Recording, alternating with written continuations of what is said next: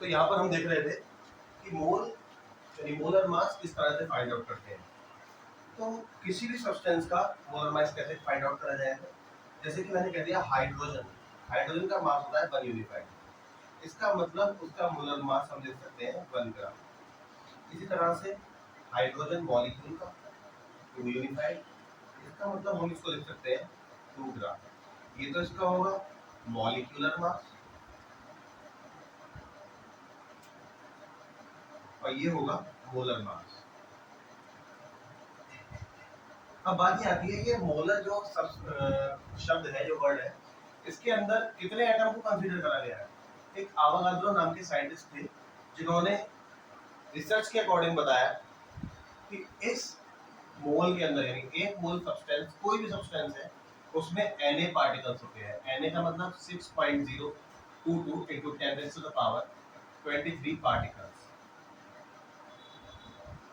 Whether these particles are atom or molecule. अब देखो कुछ एग्जांपल्स से देखते हैं। अगर गैस है तो इस लाइन को हम और फॉरवर्ड आगे कर सकते हैं। जैसे कि कोई गैस है तो वो 22.4 लीटर वॉल्यूम ऑक्यूपाई करेगी at HTP, standard temperature pressure, यानी 0 डिग्री सेल्सियस और 273 केल्विन एंड 1 एटीएम प्रेशर। ये गैस 22.4 लीटर वॉल्यूम ऑक्यूपाई करेगी और इसी वॉल्यूम को हम कहते हैं molar volume. Molar volume at HTP, और इन पार्टिकल्स को हम बोलते हैं मोलर पार्टिकल्स।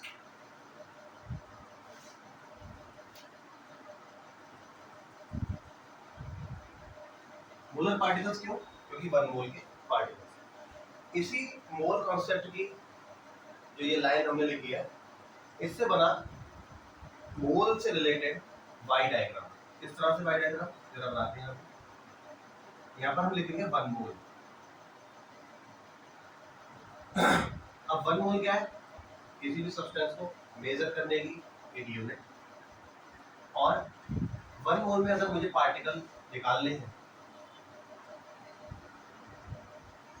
तो मैं इस मोल की क्वांटिटी से मल्टीप्लाई करूंगा Na को, यानी मल्टीप्लाई क्या करूंगा Na को। किस तरह से? देखो, जैसे कि 1 मोल निकल कर आया तो मैं उस 1 मोल की मल्टीप्लाई करूंगा 6.022 into 10 की पावर 23। तो मैं डायरेक्टली निकाल सकता हूँ कि उस पर्टिकुलर मास में कितने पार्टिकल्स यानी कितने एटम, मॉलिक्यूल या आयंस होंगे।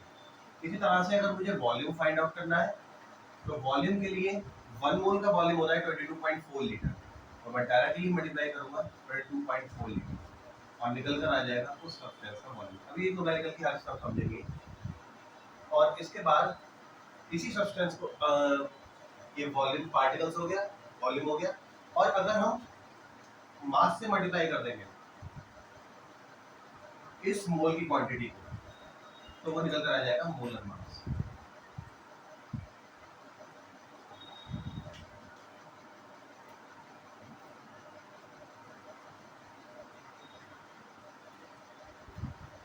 मोलर मास निकल कर आ जाएगा। Let me take screenshot. Photo ले लिया मैंने, फोटो भेज दो। अब देखो जरा देखते हैं किस तरह से इन फॉर्मूलाज की हेल्प से।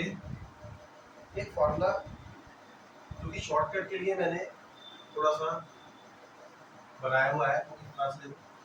1 मोल अगर कोई सब्सटेंस है तो हम क्या करेंगे, यहाँ पर लिखेंगे गिवन मास, या लिखेंगे गिवन पार्टिकल्स, और या लिखेंगे गिवन वॉल्यूम, और सीधे डायरेक्टली डिवाइड कर देंगे इन्हीं की मोलर क्वांटिटी से, यानी मोलर मास से,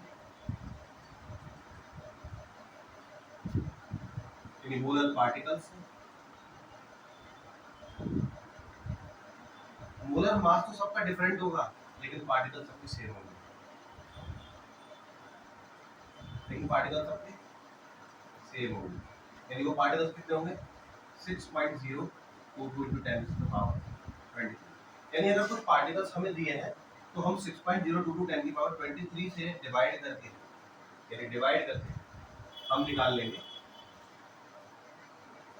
नंबर ऑफ मोल्स। अब ये न्यूमेरिकल की आपसे समझेंगे। और अगर हमें कोई वॉल्यूम दिया है गैस का और हमें उसके मोल फाइंड आउट करने हैं, तो हम मोलर वॉल्यूम से डिवाइड कर देंगे, मोलर वॉल्यूम एट एसटीपी। ये दो क्वांटिटीज होती हैं, एसटीपी और NTP. NTP normal temperature pressure, और एक और होता है एसटीपी के साथ साथ SATP, standard ambient temperature and pressure. उसमें टेम्परेचर तो 0 डिग्री सेल्सियस लिया जाता है, लेकिन जो प्रेशर है वो 1 atm ना लेकर 1 बार लिया जाता है एट एसटीपी। और ये इससे डिवाइड करेंगे हम 22.4 लीटर। हाँ, अब देखो जैसे कि हमारे कुछ नंबर ऑफ मोल्स निकल कर आ गए और हमें डायरेक्टली ये मासेस कैलकुलेट करने हैं, तो जरा न्यूमेरिकल की आपसे समझेंगे। और आज क्या वही न्यूमेरिकल में हम एक फॉर्मूला और जनरेट करेंगे कि कोई भी मोल्स बनाए, हम मोल से पार्टिकल कैसे बनाए, वॉल्यूम कैसे बनाए, यानी डायरेक्टली हम उससे कैसे आगे की चीज फाइंड आउट करें।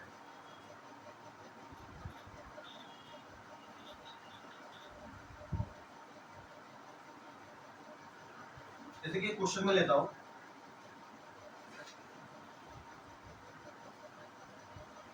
48 ग्राम O2 at STP. Find number of moles, comma, number of O2 molecules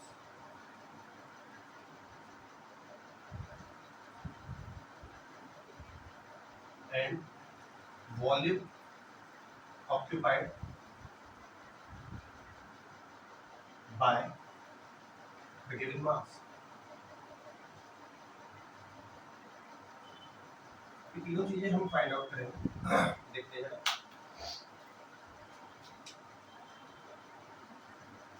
यहाँ पर हमें मास गिवन है, तो हम पहले वाई डायग्राम के अकॉर्डिंग चलेंगे। सबसे पहले यदि पहुंचेंगे number of moles find out करने के लिए।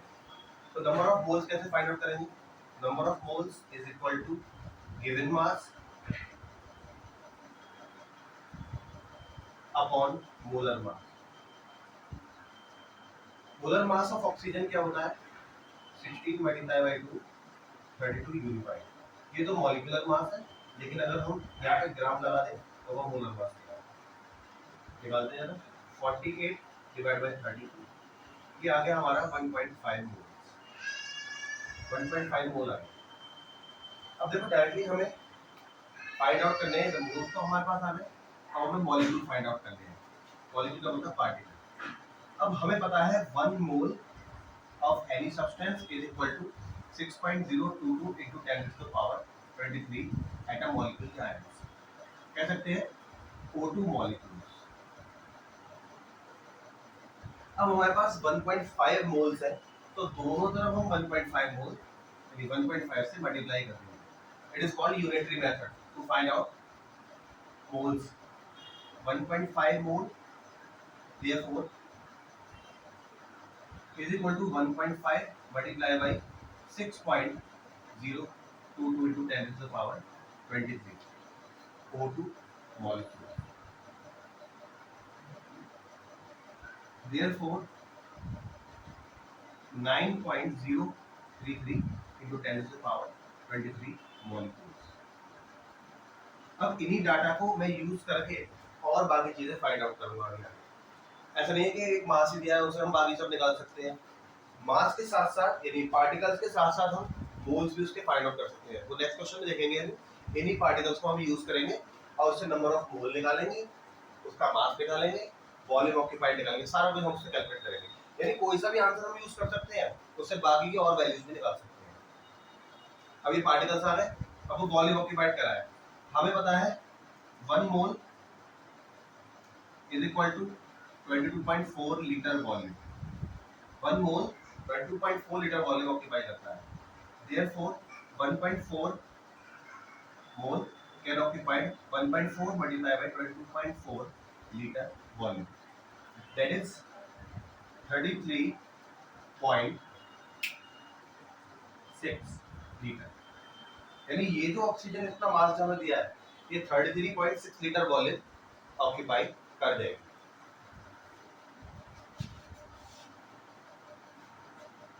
अब जरा इसके हम इस डाटा को यूज करके जो हमने अभी फॉर्मूलाज लिखे थे 3, उनको आगे अप्लाई करते हैं, फिर इसके बाद देखेंगे हम स्टाइकोमेट्री।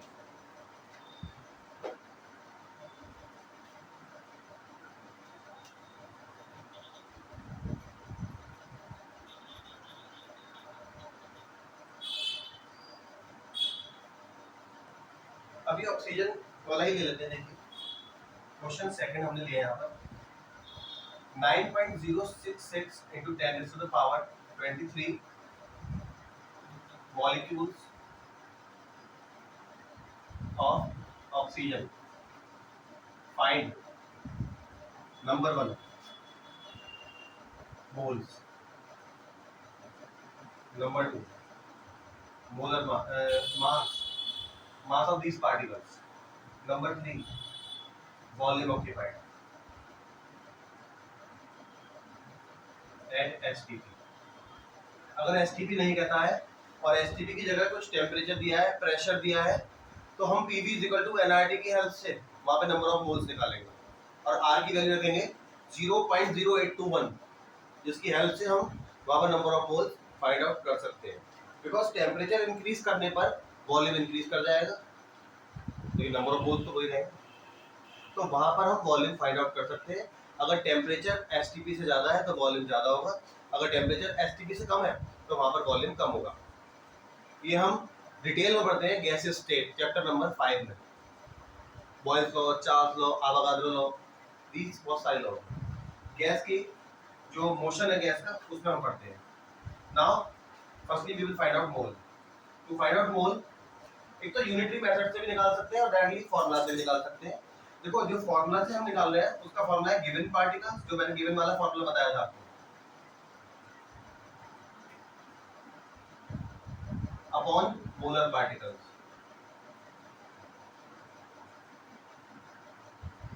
गिवन पार्टिकल ये दिया हमें 9.066 into 10 raised to the power 23 और मोलर पार्टिकल होते हैं 6.022 into 10 raised to the power 23। Subtract जैसे हम इनको डिवाइड करेंगे वैल्यू आ जाएगी 1.5 मोल। यहाँ पर मोल फाइंड आउट हो गए। अब मोल से हम मास भी कैलकुलेट कर सकते हैं और वॉल्यूम कैलकुलेट कर सकते हैं, दोनों चीजें हम मोल से कैलकुलेट यहाँ पर कर सकते हैं। जैसे कि देखें हमें पता है 1 मोल इज इक्वल टू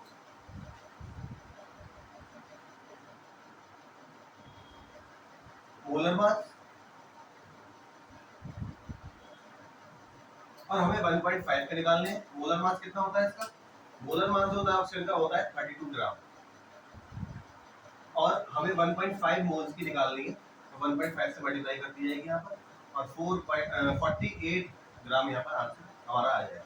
यानी 1.5 मोल जो है उसका मास है 48 ग्राम। अब यहाँ से देखो एक फॉर्मूला निकल कर आ जाता है, अगर मैं 1.5 की जगह पे n पुट अप कर दूँ, जिससे कि हम नंबर ऑफ मोल्स को डिनोट करते हैं, ये लिखते हैं यहाँ पर ये, तो हमारा फॉर्मूला बन जाएगा मोल्स निकालने का, n मोल निकालने का, n यानी जो मोल हमारे निकल कर आएंगे वो n इंटू मोलर मास। कई कई फॉर्मूला कैसे बना सकते हैं, लेकिन बस ये एक लाइन हमें परफेक्टली आनी चाहिए। अगर इस लाइन को हमने अच्छे से दिमाग में नहीं उतारा कि सारा कुछ लॉट फेयर के 1 मोल पर आना है, तो हम ये नहीं कर सकते। और 1 मोल की जगह हम कोई भी क्वांटिटी पुट कर दें, n मोल, 2 मोल, 3 मोल, 5 मोल, व्हाटएवर, तो उतने ही मोल हमारे निकल कर आ जाएंगे और उसकी सारी वैल्यूज यहाँ पर निकल कर आ जाएंगी। ये वाला क्वेश्चन हम एक लाइन में भी कर सकते हैं। देखिए किस तरह से, जैसे कि हमसे पूछा है कि आप मास बताइए और वॉल्यूम बताइए।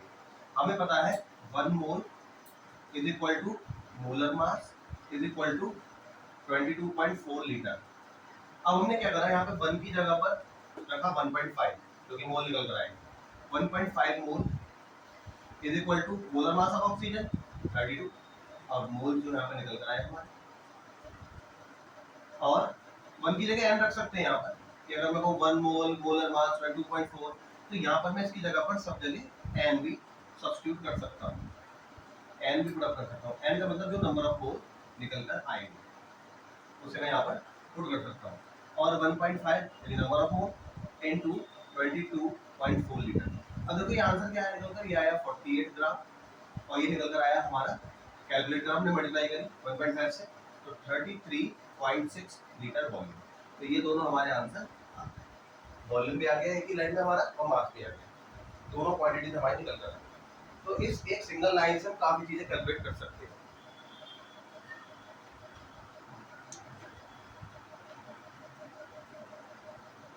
अब इसके बाद देखेंगे हम स्टोइकियोमेट्री। स्टोइकियोमेट्री क्या है वो हम एक इक्वेशन से समझेंगे और उसका फॉर्मूला भी डेराइव करेंगे। तो जैसे कि एक इक्वेशन मैं लिखता हूं यहाँ पर, N2 plus 3H2 gives 2NH3। अब ये जो स्टोइकियोमेट्री है, ये यहाँ पे आगे जो मल्टीप्लायर होते हैं इनको बोलते हैं स्टोइकियोमेट्री। ये बताते हैं ratio of the reaction, the ratio in which the reaction proceed and can form the product। इनका रेशियो क्या है आपस में, जो मॉलिक्यूल्स हैं इनका रेशियो क्या है। और ये रेशियो क्या क्या बातें बताता है हमें, ये बताता है वॉल्यूम, ये वॉल्यूम में भी रिलेशन हमें बताता है, वॉल्यूम में भी रिलेशन बताता है, यानी ये रिलेशन बताता है हमें वॉल्यूम में। और दूसरा रिलेशन बताता है हमें मोल्स में, 1 मोल, 3 मोल, 2 मोल। इसका मतलब ये है अगर 1 मोल नाइट्रोजन 3 मोल हाइड्रोजन से कंबाइन करेगी तभी यहाँ पर 2 मोल्स ऑफ NH3 बनेगा। अगर इन दोनों में से कोई भी क्वांटिटी कम हो जाती है तो वो कहलाएगी लिमिटिंग रिएजेंट। जैसे कि मानो यहाँ पर हमने ले लिया 2 मोल की जगह 3 मोल हाइड्रोजन गैस कर दी, तो यहाँ पर 3 मोल अकॉर्डिंग टू स्टोइकियोमेट्रिक रेशियो वो कम हो जाएगी, यानी जो यहाँ पर हाइड्रोजन है वो हो जाएगी लिमिटिंग रिएजेंट, क्योंकि 1 मोल नाइट्रोजन के लिए 3 मोल्स ऑफ हाइड्रोजन चाहिए और जो ज्यादा हो गई वो कहला जाएगी स्टोइकियोमेट्रिक, वो कहलाएगी एक्सेस रिएजेंट और ये हो जाएगी लिमिटिंग रिएजेंट। अब देखते हैं जरा, अब अगर मैं इन मोल्स को डिवाइड कर दूं इनके कोफिशिएंट से, इनके कोफिशिएंट से, तो ये सारी जो वैल्यूज है इक्वल हो जाएंगी। तो फिर डिवाइड करते हैं, 1 number of mole of nitrogen, 3 number of mole of hydrogen and 2 number of mole of ammonia. तो ये सारा कुछ रिड्यूस होके इक्वल आ जाएगा। यानी इसको अगर हम फॉर्मेट के बेसिस पर लिखें तो कैसे लिखेंगे, number of mole of N2 upon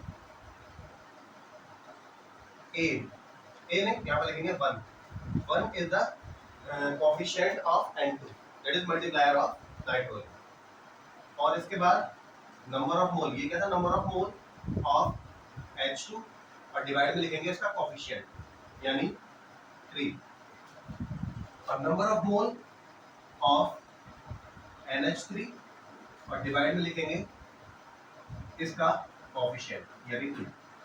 अब इसी को एक हम फॉर्मेट की रिएक्शन के अकॉर्डिंग समझेंगे, देखते हैं कैसे, नोट करें यार।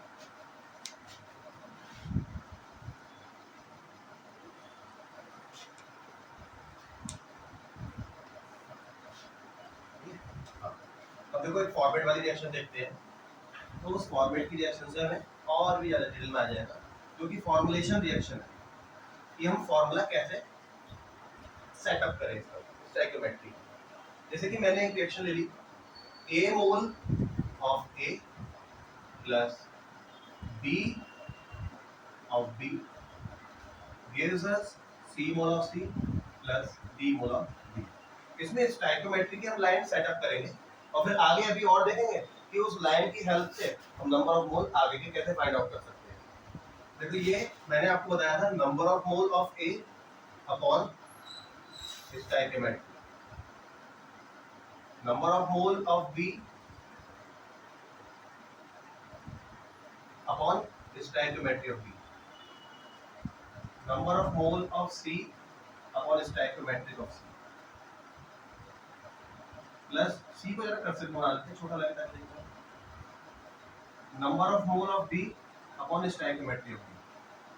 अगर इन स्टोइकियोमेट्री से यानी कोएफिशिएंट से अगर हम डिवाइड कर देते हैं तब ये सारे के सारे इक्वल आते हैं निकल कर, वरना ये इक्वल नहीं आएंगे। और इस टर्म का हम यूज करते हैं क्लास 12th में केमिकल काइनेटिक्स में, और इसी रिएक्शन इसी इक्वेशन का यूज करके हम वहां पर फाइंड आउट करते हैं रेट ऑफ द रिएक्शन का expression. Rate of the reaction मतलब number of mole upon time, difference in number of mole या फिर dissociation of moles per time and association of moles per time, that is per second. वहां पर आगे देखेंगे आप। अब देखो ये एक सेटअप हमने बना लिया इसका स्टोइकियोमेट्री का।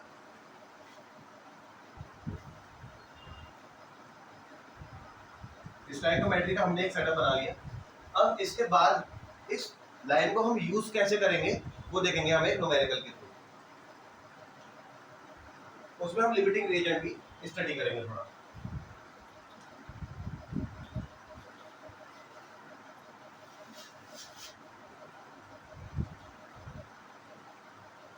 जैसे कि रिएक्शन एक क्वेश्चन लेता हूं, KClO3 when heated, KClO3 ना लेके KNO3 ले लेते हैं, potassium nitrate. when heated it gives KNO2 plus O2। चलो इस रिएक्शन को बैलेंस करते हैं। now it is balanced। अब देखो यहाँ पर हमें कहा है इसने ये रिएक्शन ना लेके एक दूसरी लेते हैं, क्योंकि इसमें लिमिटिंग रिएजेंट नहीं निकाल पाएंगे, क्योंकि एक ही रिएक्टेंट है, दूसरा रिएक्टेंट है नहीं, तो लिमिटिंग कहाँ से निकलेगा रिएजेंट।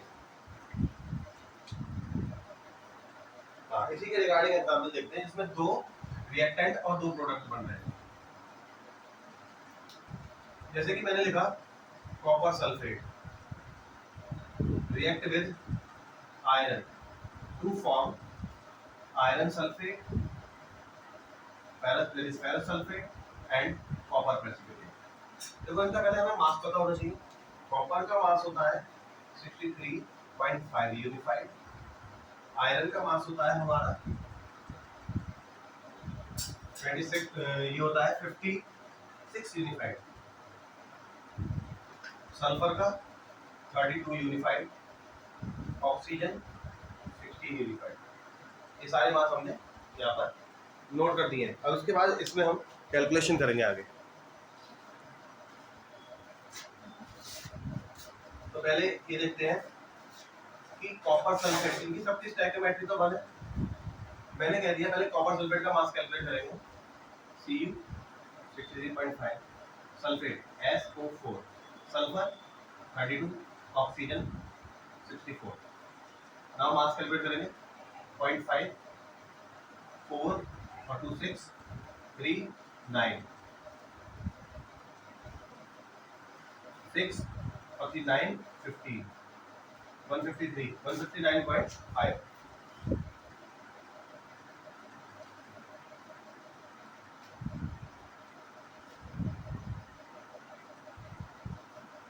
तो एक क्वेश्चन यहाँ पर मैंने लिखा कि 159.5 gram copper sulphate when react with, इसका हाफ ले लेते हैं यहाँ पर 28 gram iron, so what will be the product formed, ये प्रोडक्ट कितना बने।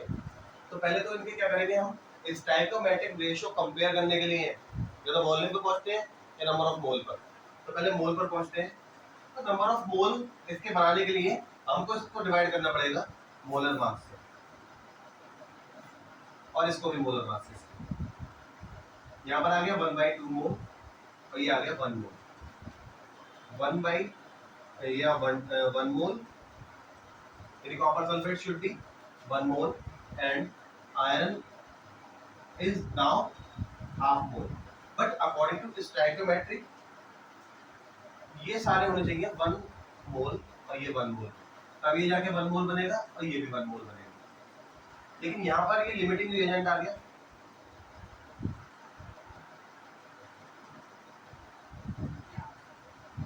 तो limiting reagent can decide the extent of the reaction. Limiting reagent ही हमें निकाल के देगा कि रिएक्शन कितनी कंप्लीट होगी, और लिमिटिंग रिएजेंट के अकॉर्डिंग ही रिएक्शन प्रोसीड करेगी। एक तो तरीका है भाई हिट एंड ट्रायल करके डायरेक्टली इनके रेशियोज निकाल लो। ये half mole is equal to 1, तो अगर ये हाफ मोल है, अगर ये 1 मोल है तो ये 1 मोल, लेकिन अगर ये हाफ है तो ये भी हाफ मोल ही रिएक्ट करेगा। एक तो ये तरीका है। तो ये तो हम माइनस करके निकाल सकते हैं कि लिमिटिंग रिएजेंट में जितना है उतनी स्टोइकियोमेट्रिक अकॉर्डिंग ये उससे रिएक्ट करेगा। ये हाफ मोल है और half mole is equal to 1 mole है यहाँ पर, तो ये भी 1 मोल हाफ मोल के बराबर होगा। पहले इससे इसको रिलेट करेंगे और इसको इससे, फिर इसको इससे, यानी ये हाफ जो है 1 के बराबर है, तो यानी ये 1 भी हाफ के बराबर होगा। इसका मतलब यहाँ पर 1/2 मोल ही रिएक्ट करेगा और 1/2 मोल यहाँ पर बच जाएगा। यहाँ पर ऐसे कैसे ही बच जाएगा। और जो रिएजेंट जो ज्यादा मात्रा में है, एक्सेस क्वांटिटी में, इसको कहेंगे एक्सेस रिएजेंट। Access reagent. अब इसके अकॉर्डिंग इसकी मोलैरिटी 1, इसकी भी 1 और इसकी भी 1 दिख रही है, हमें इसकी भी 1 दिख रही है। इसका मतलब यहाँ पर जो आयरन सल्फेट है ये भी 1/2 मोल बनेगा, क्योंकि स्टोइकियोमेट्री जो निकल कर आई इसकी, ये निकल कर आई 1/2 मोल, और ये भी 1/2 मोल बनेगा इस रिएक्शन में। अब अगर इसको हम अकॉर्डिंग टू कॉन्सेप्ट देखें तो क्या फॉर्मूला बनेगा इसका? Number of mole of CuSO4 upon stoichiometry is equal to number of mole of iron upon stoichiometry of iron is equal to number of mole of FeSO4 upon stoichiometry of FeSO4 is equal to number of mole of copper upon 1। अब यहाँ पे देखो इसका 1/2 है, यहाँ पर value put up कर देते हैं कि ये 1/2 आया, ये भी 1/2। अब हमें इसे और इसे पिकअप कर लेता हूँ, और इसे पहले इसके साथ इसे, फिर इसके साथ दोबारा देखते हैं ऊपर जरा इसको।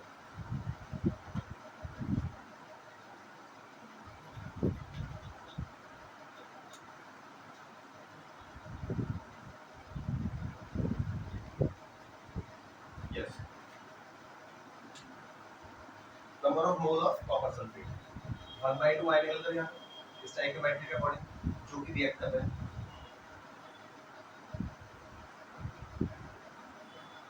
केमिकल और आयनिक इक्विलिब्रियम में इसको बोलेंगे एक्टिव मास।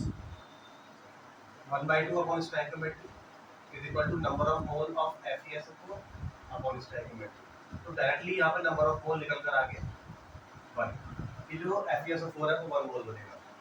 इसी तरह से अगर हम इसको और इसको ले लेते हैं तो यहाँ पर आएगा number of mole of Fe upon 1 upon stoichiometry of Fe is equal to number of mole of copper upon stoichiometry of copper. ये हमारा 1/2 था और नीचे 1 number of mole of copper upon 1, तो directly number of mole of copper निकल कर आता है 1/2। इस तरह से भी हम निकाल सकते हैं। डायरेक्टली हीट एंड ट्रायल से हम कंपेयर करके निकाल सकते हैं।